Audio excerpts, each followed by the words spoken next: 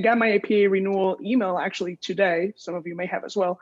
And I had no reservations to put it on my to-do list for me to pay the dues for next year. Why did I not have any qualms? The reality is because I know what the APA is doing.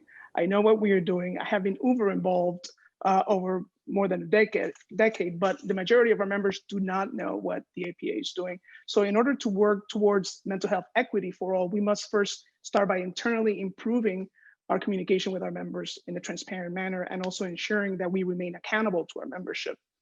As a parallel process, we also need to be identifying those stakeholders and partners at the national and international level to work towards that goal of mental health equity.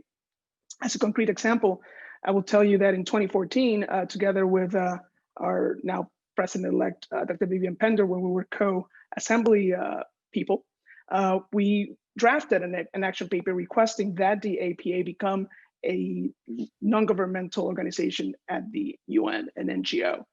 And by the way, the other APA had been an NGO for more than 2 decades, gaining that exposure and forging those relationships, and we were really coming from behind. I will say that that action paper was unanimously approved by this board, by the assembly, and in record time, the APA became an NGO within the next meeting of the Board of Trustees. So even though we are an NGO, we need to be doing more at that international level, forging those relationships.